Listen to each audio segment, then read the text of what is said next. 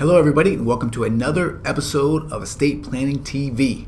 I'm your host, Christopher Small. I'm the owner of CMS Law Firm, a Seattle-based estate planning and probate law firm, and this is the internet's most passionate show about estate planning.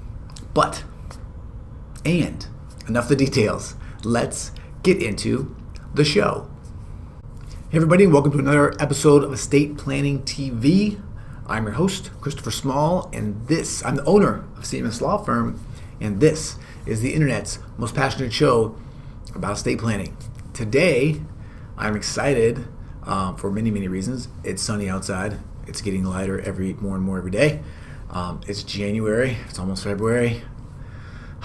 So much to be excited for. But I'm actually really, really excited to be talking about this topic today because it is a topic that is near and dear to my heart. And what we're talking about is basically estate planning for blended families, a how-to guide. And I decided to talk about this because it's something that comes up often with clients. It's something that I have experienced with my own family. And it's something that is really, really important to think about if you have a blended family. Now, to sort of like get all the way to the top view, to the 10,000 foot view, let's first just talk about like what a blended family is. So a blended family is like the Brady Bunch, basically. If you remember, and I don't even remember what the mom and dad's name were, but the dad comes into the relationship and he's got 3 kids from a previous relationship, and the mom comes into the marriage and she's got 3 kids from a previous relationship.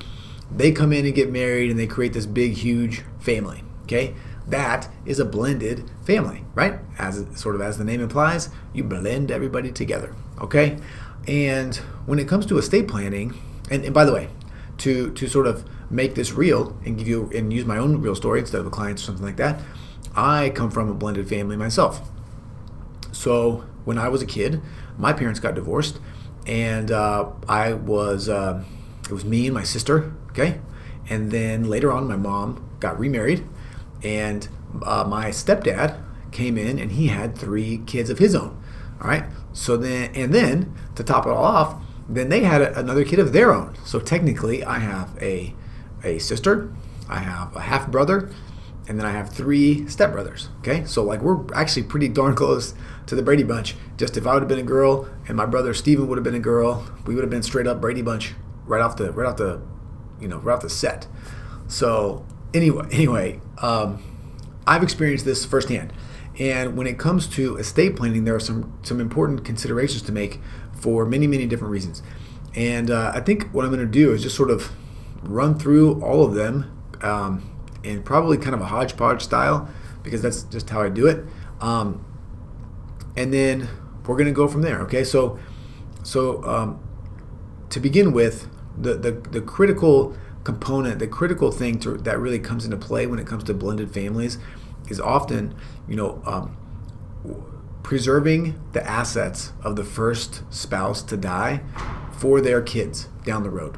Okay, because they're sort of they're not competing, but there are multiple considerations when the first spouse dies. The first spouse to die usually wants to take care of the surviving spouse, meaning allow them to sort of still utilize their assets to live and to enjoy life and to do the things that they need to do, or both also wants to ensure that when the surviving spouse dies, that the first spouse to die's kids are taken care of. So to better illustrate this, let me just use an example. Create an example, a hypothetical example. So let's say there's a married couple. Let's use just the Brady Bunch, right? So let's use the Brady Bunch. Dad dies first, okay? He's got his 3 kids are around, okay? When the dad dies, in a scenario where estate planning really doesn't work the way that it should, everything goes to his spouse, okay? And with the idea being that the surviving spouse is going to take care of all the kids. Okay.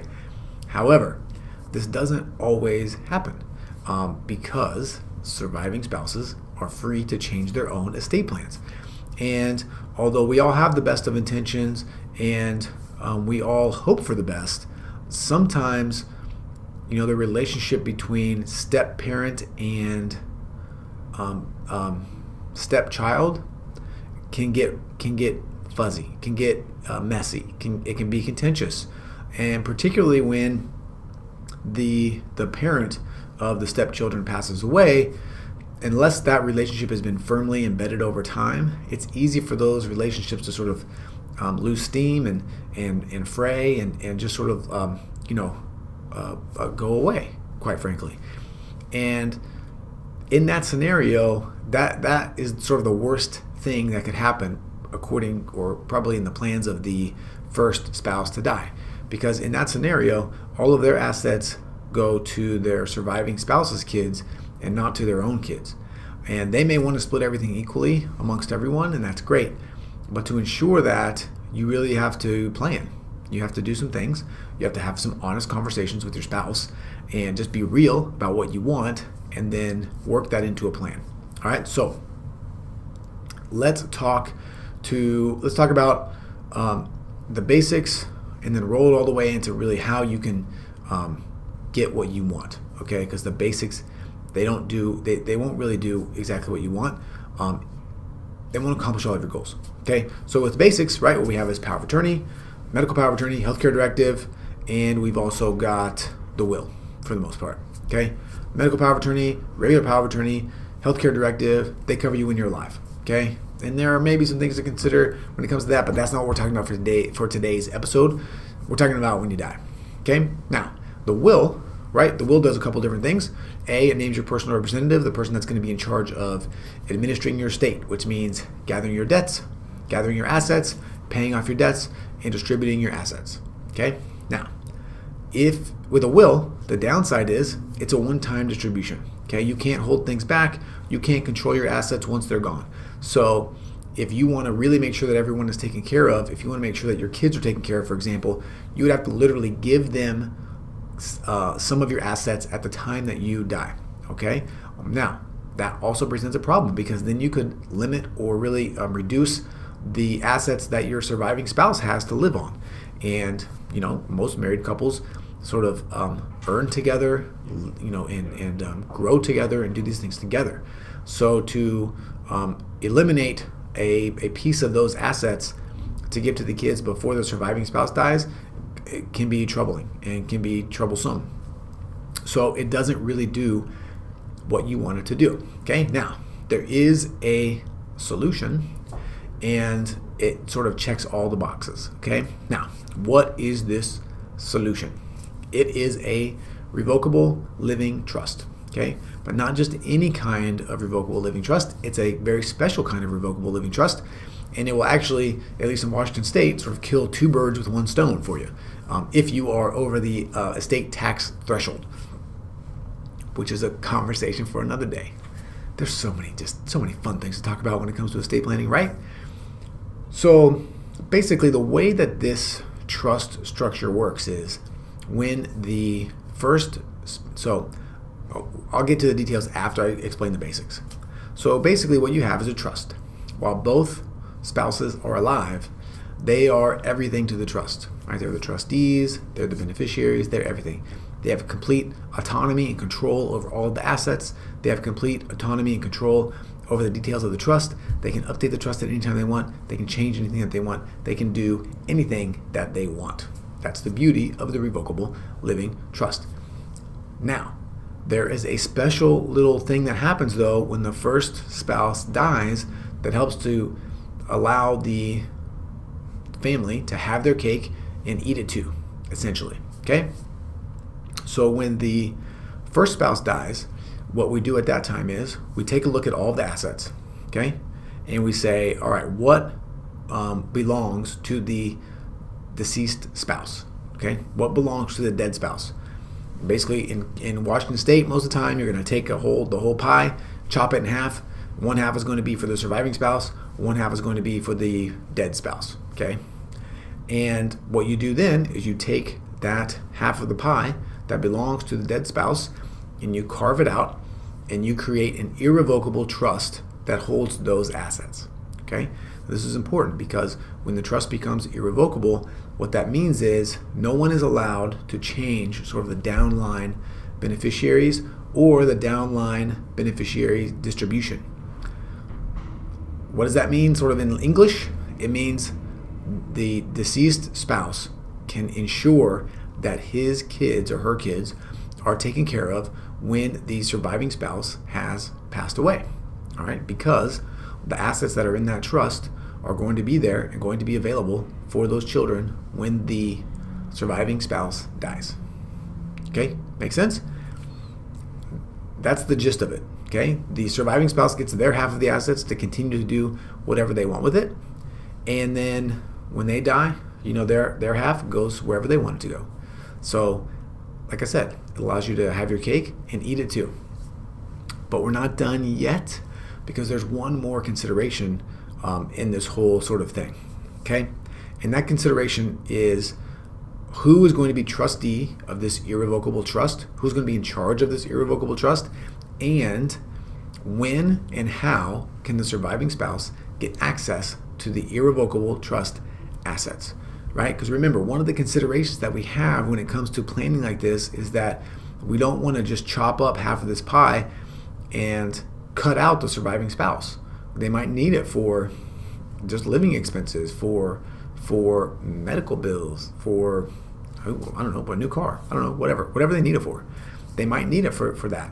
And, for me, I would hate for my surviving spouse to not be able to live comfortably because I gave the money away to my kids, for example, okay? And so when it comes to who the trustee is, you can name the surviving spouse as the trustee if you want, and then, or you can name anybody else really to step into that role. And then the other thing that you can do is you can set conditions and sort of restraints and controls on the irrevocable trust for how the distributions are made to the surviving spouse. And this is really going to kind of depend on what you're comfortable with, what your family dynamics are like, what your level of trust is, all these kinds of things. Probably what your relationship is like with all of your kids, your stepkids and your biological kids. All of these things are going to probably kind of factor into the amount of control that the surviving spouse has over the irrevocable trust. Some people give 100% control, where the surviving spouse is the trustee. They are also the beneficiary, and so they have the ability to take out and pull out assets out of that trust whenever they want. Sometimes the surviving spouse is not the trustee. Sometimes there's a different trustee. The surviving spouse still has complete the ability to access all the assets, but they have to clear it with the trustee first. That way, they can't just sort of like pull everything out and spend it or use it or move it into their trust or do anything like that. Another sort of control that you can put on it is, depending on what kind of assets you're going to put into the trust, you can set it up so that only the income derived from the trust is given to the spouse every year.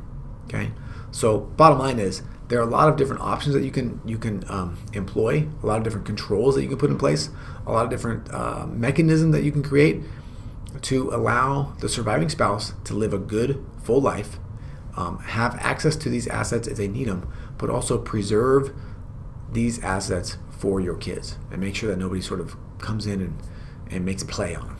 Okay? So that's it, right? 14 minutes? That's pretty good, if you ask me. When it comes to blended families, there are a lot of considerations to make. This is something that, I would always encourage you to talk with somebody about, to just get this kind of ideas about what you can do. Every family is kind of different. Their family dynamics are different, and what they want is different. So this solution may not be right for everyone. They may not care, or they may care so much they want to do something crazy, intricate and extensive. So that's fine too. But at the end of the day, knowledge is power, right? If you've got a blended family, this is definitely something that you want to think about. Again, this is definitely something that you want to have a conversation with your spouse about. It may not always be the most comfortable conversation, but it's definitely something that you want to have with your spouse. And quite frankly, I would also suggest you consider at least having this conversation with all of the kids so they know where you're coming from and they know what your goals are and they know what the purpose is. And so there aren't any hurt feelings or anything like that, right? Everybody knows exactly what's going on.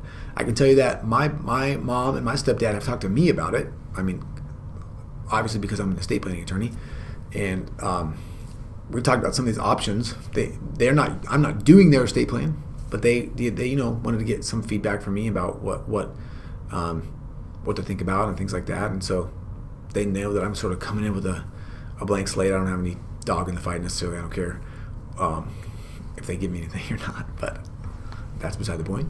We're getting too personal right now, guys. Chill.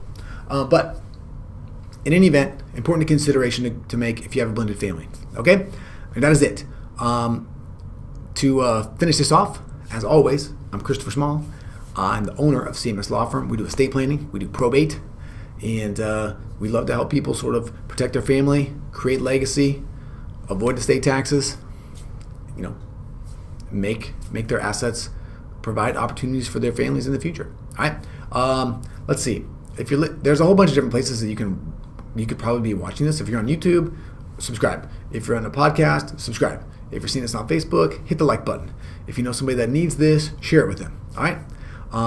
That's how you can pay this forward. All right. That is it. Thank you so much, and I will talk to you again soon. Bye.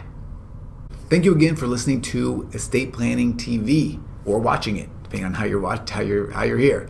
If you are listening to this on iTunes and you don't want to miss another episode, please hit the subscribe button. If you're watching me on YouTube, please hit the subscribe button. If you are watching me on Facebook or anywhere else, please hit the like button. Leave me a comment. Let me know if you enjoyed this video. And please, please, please, the one way that you can pay this forward, if you know someone that could use this information that needs help with estate planning, please just share this with them, right? This is all helpful information. My goal here is to help everyone make informed decisions to get the things done that they need to do to protect their family, to protect their assets, to protect their legacy. All right? Once again, I'm Christopher Small with CMS Law Firm. Hope you have a great day, and I will talk to you again soon.